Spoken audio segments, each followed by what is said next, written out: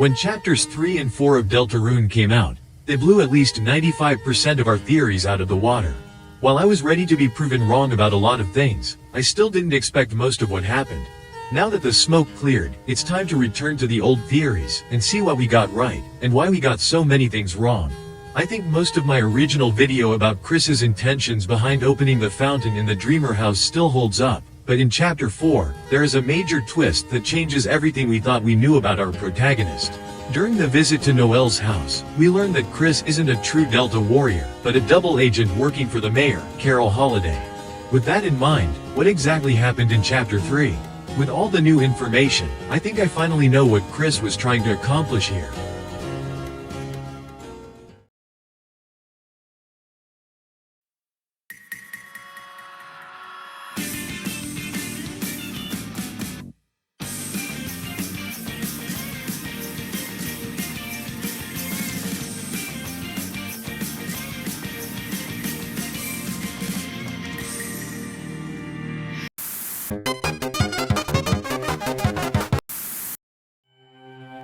First, we need to understand the game Carol is playing here, and Kris's role in it. Back in the first 2 chapters, we only had what little information we could gather from the people in the town hall, and also from Alphys, Rudy, and Noelle. As the mayor, Carol is the opposite of a stereotypical politician. Most people don't like her, but she gets things done. Also, apparently the town's police became pretty much unnecessary due to her hard work. Last, but not least, she is a strict, overbearing mother, whom Noelle is afraid to bother if she accidentally leaves her keys at home. The moment things begin to amp up is in chapter 4, when we try to get the code for the bunker, but Kris forcefully stops us, and goes in the kitchen to take a phone call. Now, it hasn't been confirmed yet, but it's pretty obvious that there are 2 voices on the other side of the phone, with the white voice trying to explain the situation to the red voice while giving out orders. Later on, when Susie gets the guitar with the code in it, Kris makes another call, and just a few minutes later, Carol shows up. Now, let's talk about what we heard back in the kitchen, and 2 things said by the white voice.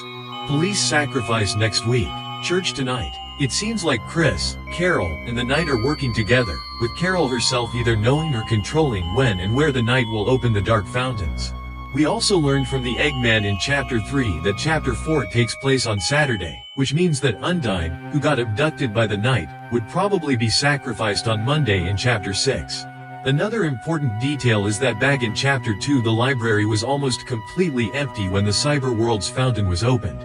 Susie even mentioned how strange it was. Now, at the end of chapter 4, something very similar happened. We know that Toriel cancelled choir practice due to the rain, but it doesn't explain why there was no one else in the church. It's safe to assume that Carol has a way of arranging things so the Knight can do its job undisturbed. But if that's the case, how did Noelle and Bertley end up in the cyber world? Well, to answer that, we first need to prove 3 things. 1. There is no third entity, it's just Kris and the player. Confirmed.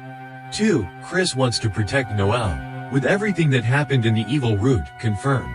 3. Kris was looking for a new ally. I still think that's true, but the candidate wasn't actually Toriel or Undine. It was Tenna. Let's establish a timeline of events leading to the finale of chapter 3.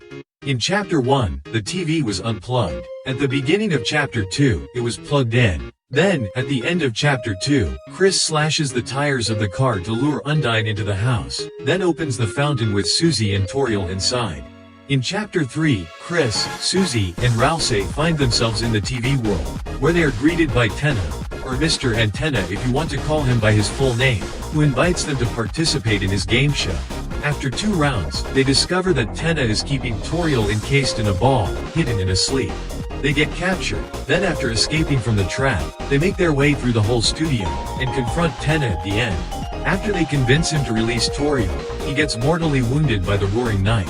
After mopping the floor with the Delta warriors, the Knight tries to kidnap Toriel, but Undine interferes, and gets taken instead. The chapter ends with Susie chasing the Knight to the bunker, where she discovers an electronic lock that needs a code to open.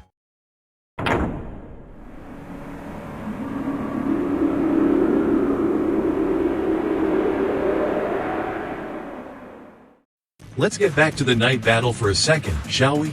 In order to understand what I'm about to say, we need to be on the same page regarding the battle system in Undertale and Deltarune.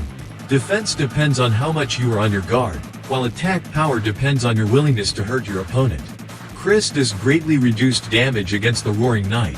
This makes sense, we already established that Carol, Kris, and the Knight are working together, but the damage increases significantly if both Susie and Ralsei are knocked down. Also, if you win this fight, Susie breaks off a piece of the Knight's blade, leaving this chapter's Shadow Crystal, and the Black Shard for you to collect. However, she also lets her guard down afterward, leading to the Knight teleporting behind her, and saying, "Nothing personal, kid," before swooning both her and Ralsei. This swooning effect is clearly unique, and requires intense hatred towards your opponents. So, what does Kris have to say about all this? During the third part of the Mantle minigame, you have to take out your own party members to progress. Kris, who cares a lot about both Susie and Ralsei, looks back at you in disapproval. Yet, in this case, the Knight doesn't need to do a third swooning. But wait, if you reach Tenna during the Mantle minigame, he says that he did everything Kris told him to do. But right before his boss fight, he claims that he was following the Knight's orders. What's going on here? Well, this is where Kris's master plan finally unravels. So, what was the Roaring Knight even doing in Kris's dark world? This is where Carol comes into play. I think the original plan was for the Knight to enter the house, make a dark fountain, then take Toriel as a sacrifice for whatever ritual they're planning. Kris is probably being coerced to work with the two of them, and came up with a counter-plan to protect her. Plugging in the TV at the end of Chapter 1, opening a dark fountain at the end of Chapter 2 before the Night came, and meeting Tenna in secret before Susie woke up. Taking advantage of the fact that Tenna doesn't have the full picture, Kris pretended to be the Roaring Knight, and gave him a few specific instructions. Find Toriel in the dark world and hide her. Don't let her wake up, and keep her safe at all costs. Put on a show for us, distract Susie and Ralsei for as long as possible, and pretend this conversation never happened. Afterward, Kris only had one goal for the rest of Chapter 3. Buy as much time as possible for Undyne to show up and find the Knight.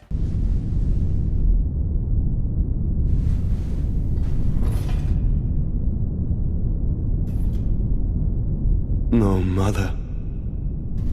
Forgive me.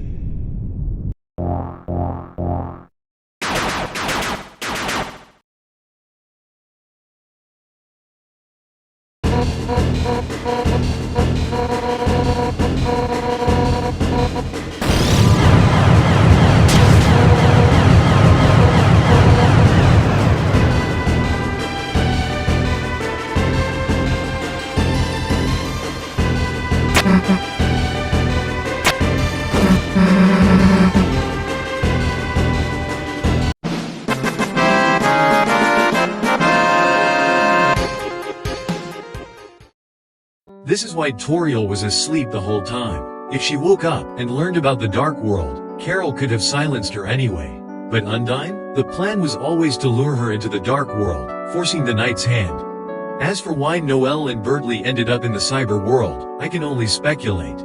Either this was a mistake, or it would have been Carol's way of showing her daughter the Dark World, and weaving her into this whole conspiracy. If that's the case, then Kris was supposed to be her mentor. But after Susie fooled her into thinking it was all a dream, Kris made another phone call, and told Carol to delay the initiation. There are still many questions yet to be answered. How much does Carol know about the prophecy? What exactly happened to Des? What is Asgore's role in all this? In the next video, we'll be taking a closer look at the Knight's mystery, so be sure to subscribe to the channel and turn on your notifications, so you don't miss out on it.